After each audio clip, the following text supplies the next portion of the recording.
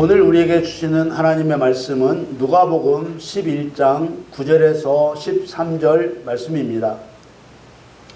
내가 또 너희에게 이르노니 구하라 그러면 너희에게 주실 것이요 찾으라 그러면 찾을 것이요 문을 두드리라 그러면 너희에게 열릴 것이니 구하는 이마다 받을 것이요 찾는 이가 찾을 것이요 두드리는 이에게 열릴 것이니라. 너희 중에 아비 된 자 누가 아들이 생선을 달라 하면 생선 대신에 뱀을 주며 알을 달라 하면 전갈을 주겠느냐. 너희가 악할지라도 좋은 것을 자식에게 줄 알거든 하물며 너희 천부께서 구하는 자에게 성령을 주시지 않겠느냐 하시니라. 아멘.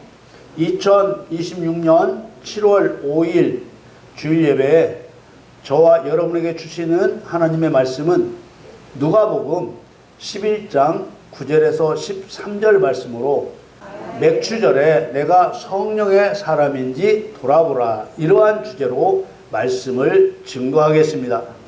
사랑하는 성도 여러분, 맥추절과 맥추감사절, 감사라는 말이 있고 없고의 차이지만 이것은 하늘과 땅의 차이만큼이나 다른 말입니다.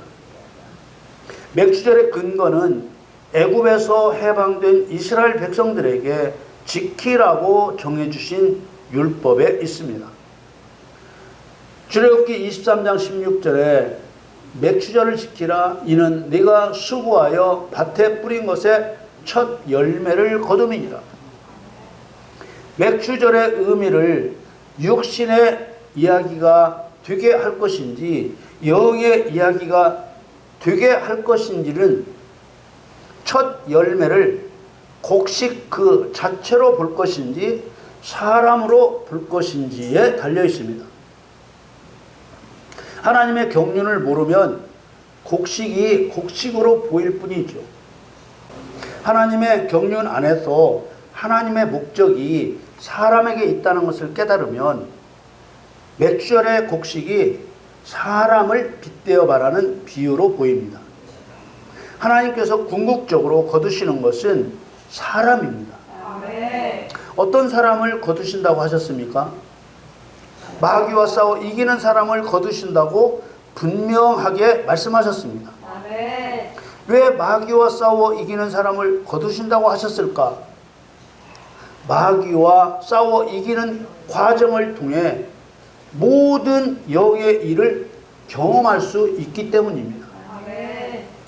선과 악도 알게 되고 하나님의 선하심과 마귀의 악함도 알게 됩니다. 마귀와 싸워 이기는 과정을 통해 마귀의 죄와 간교와 더러움도 알게 되고 사람이 얼마나 약한 존재인지도 알게 되어 하나님을 의지해야만 살 수 있다는 것을 알게 됩니다. 그래서 결국 누구를 알게 됩니까? 하나님을 알게 되는 것입니다. 이사야서 43장 10절에 나 여호와가 말하노라, 너희는 나의 증인 나의 종으로 택함을 입었나니 이는 너희로 나를 알고 믿으며 내가 그인 줄 깨닫게 하려 함이라. 나의 전에 지음을 받은 신이 없었느니라. 나의 후에도 없으리라. 하나님을 이해하려면 반드시 하나님의 능력을 경험해야만 합니다. 성경 말씀대로 행하시고 이루시는 하나님의 능력을 경험해 보지 않고서는 온전한 믿음도 가질 수 없습니다. 온전한 믿음이 없으면 성령 받을 수 없습니다. 성령 받지 못하면 아버지의 뜻대로 순종할 수 없습니다. 아버지의 뜻대로 순종하지 못하면 이기는 자가 될 수 없습니다. 이기는 자가 되지 못하면 천국도 갈 수 없습니다. 하나님께서는 분명히 나를 알고 믿으라고 했습니다. 성경에 써 있는 대로 하나님이 어떤 분이라고 말로는 할 수 있습니다. 그러나 하나님은 그걸 원하시는 것이 아닙니다. 하나님은 유일한 신이시다. 하나님은 전지하시고 전능하시다. 하나님은 거룩하시다. 하나님은 의로우시다. 하나님은 진실하시다. 하나님은 사랑이시다. 하나님은 빛이시다. 하나님은 이런 하나님의 능력과 성품을 말로만 하는 것을 원치 않으십니다.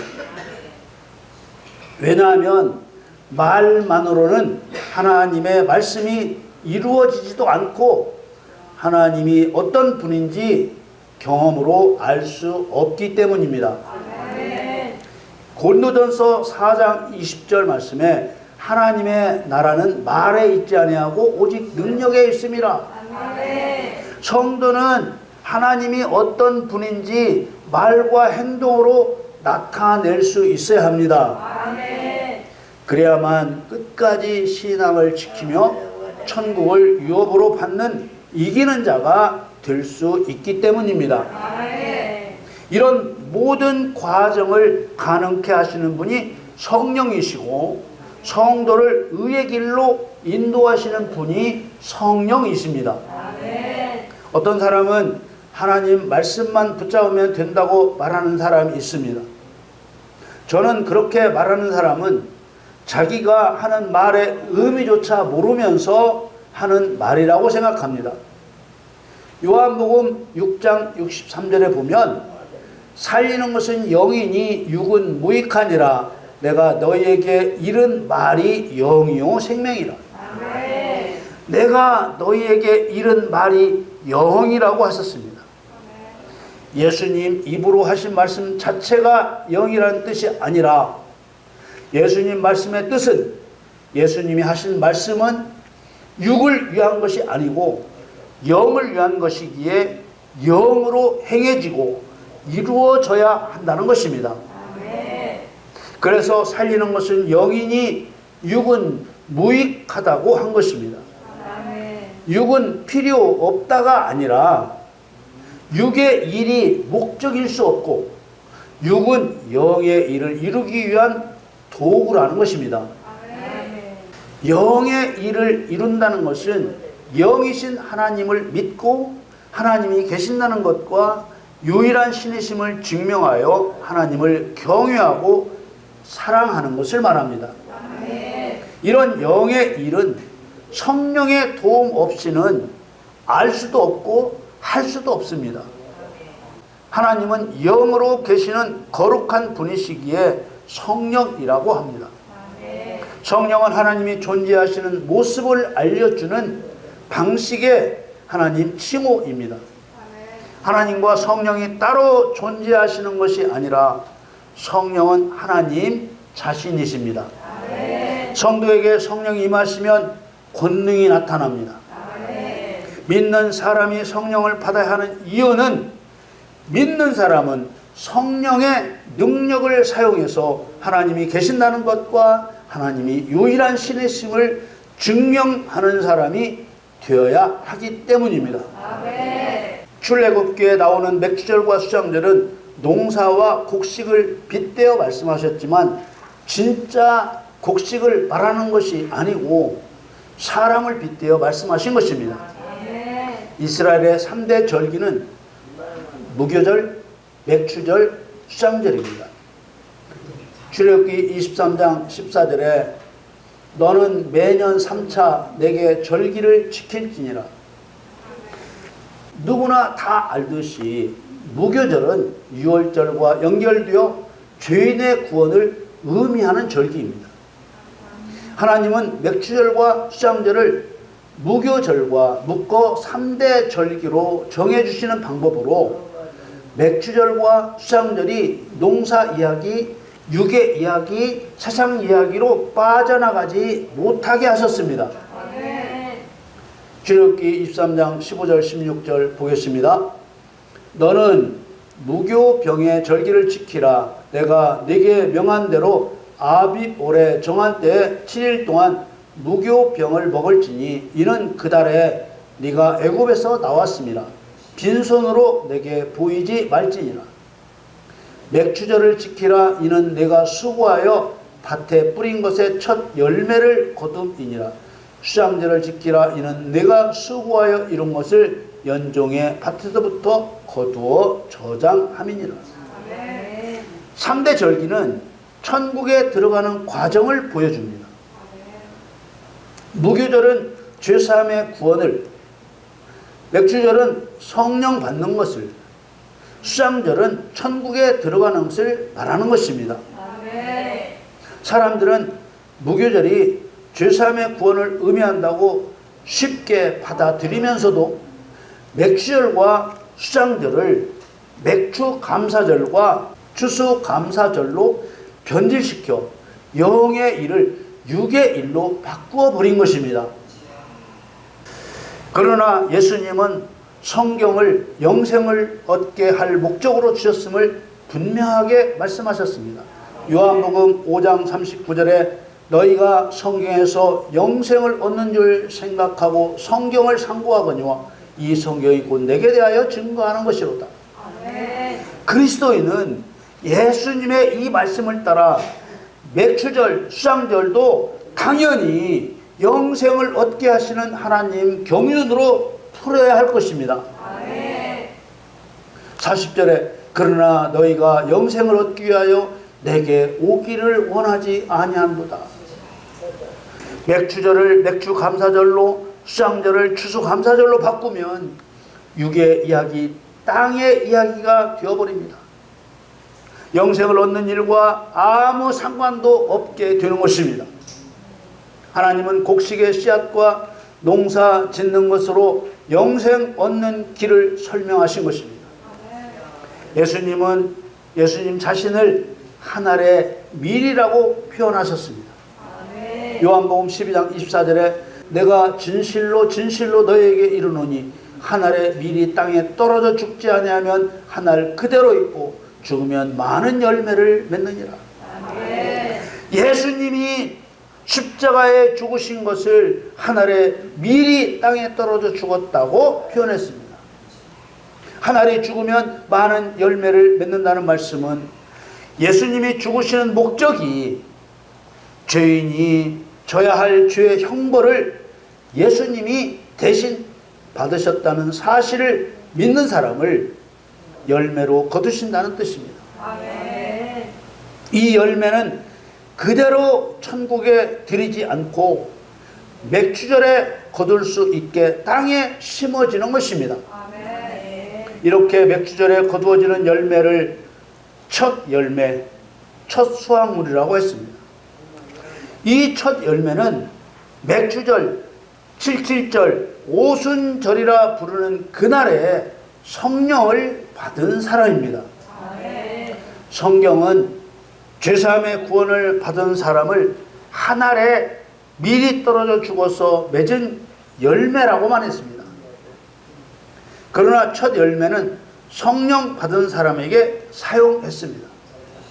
야고보서 1장 18절에 그가 그 조물 중에 우리로 한천 열매가 되게 하시려고 자기의 뜻을 쫓아 진리의 말씀으로 우리를 낳으셨느니라. 구원받은 사람은 예수님의 죽으심으로 거두어진 열매입니다. 구원받은 사람은 값으로는 살 수 없는 은혜로 생명을 얻은 열매입니다. 구원받고 진리의 말씀으로 거듭난 사람은 두 번째 열매 곧 영원한 열매가 되어야 하므로 첫 열매라고 한 것입니다.